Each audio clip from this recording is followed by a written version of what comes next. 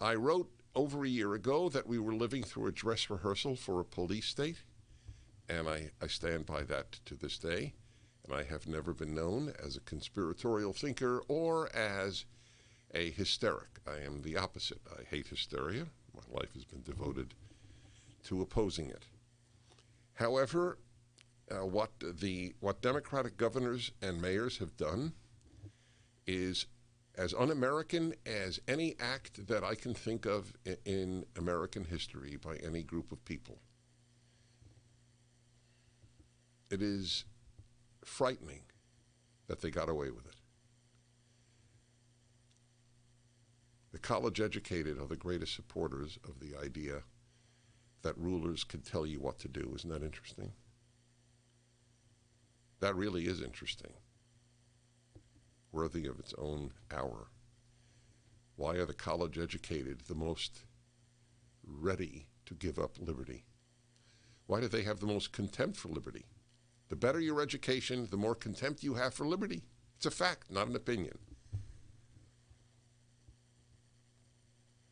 The only people who really think free speech should be curtailed are overwhelmingly college-educated, not to mention graduate school. My column this week comes out tomorrow. My weekly column is the best single thing Americans could do to save this country, and that is to remove their children from schools. It doesn't even have to be permanent. What if everybody, I know it's not going to happen. What if everybody took their kid out of college for a year? You understand, colleges have two interests. Wokeism/leftism is one, and the other is money.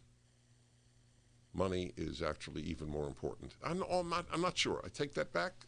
It's one of those times that I'm contradicting myself in mid-sentence. Not contradicting, opposing.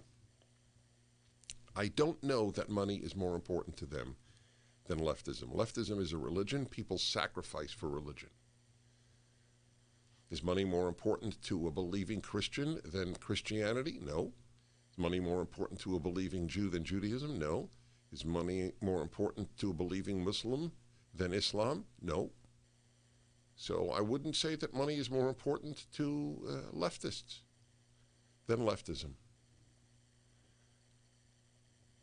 But I do know that colleges yearn for money. They have to, after all, hire more diversity deans.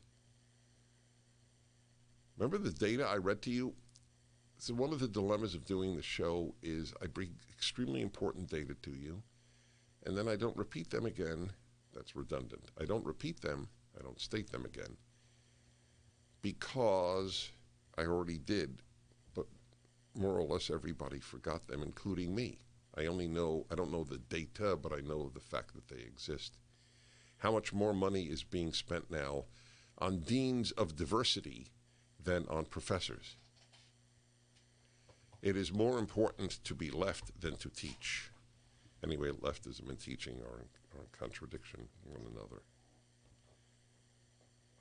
So the man announces back to Governor Newsom of California, hey, I want to retain emergency powers. In other words, untested powers. Why have they not, in a year and a half, gone to court?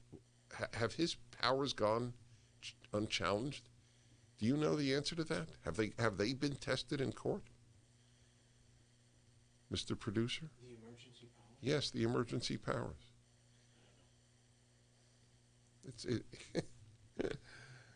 The ease with which liberty is killed must be shocking. Shocking to me. The land of the free. Liberty, one of the three mottos of this country. How many years ago did I say that the American Trinity was liberty, pluribus unum, and in God we trust? 20 years ago? And what is it that the left loathes? Liberty, e pluribus unum, and in God we trust. May I make an appeal to read my book, Still the Best Hope? It's the best explanation of the left and America that I know of in one book. There are many wonderful ones, but this is the best. It is it was a New York Times bestseller, but if everybody read it, the country would be different. It's called Still the Best Hope. It explains the left. If your kid didn't go to college next year and read that book, that would be one of the best years that your child could possibly have for the development of his or her mind and sense of what it means to be an American. Caitlyn Jenner is running for of California, right? She has said that she is one of the candidates in the recall election of Governor Newsom, and I have nothing but goodwill to this person, who at least had the courage, which the vast majority of Americans do not have, to say that when a biological male competes against a biological female, he's cheating. She is cheating. Okay? Caitlyn Jenner has said that. Caitlyn Jenner is exactly that, a biological male who is a female, identifies as a female. And that's fine. I don't have any argument with that. You take a female name, you look like a female, and otherwise appear to the world as a female. I am not going to denigrate your change, your choice, your transition. But I will not lie, and it takes a liar to deny, and lying is the essence of leftism. If there are no lies, there's no left.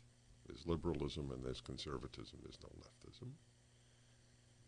You have to lie to say that it's fair to biological women for biological men to compete with them. I don't know if the Tokyo Olympics will take place, but I have told you that New Zealand appears to be ready to send a transgender female to the weightlifting competition. So a biological male will compete in weightlifting, one of the more obvious areas where women cannot compete with men. So, of course, there is an answer, but people are not fighters. The answer is for no women weightlifters in the world to go to Tokyo, or go to Tokyo and then not show up and embarrass this narcissist. He's a narcissist. That's all he is. That too is essential to leftism, narcissism. How you feel is all that matters. How it affects others is irrelevant. So here is Caitlyn Jenner, whom I have just honored for taking that position, making a truly stupid statement. Go ahead.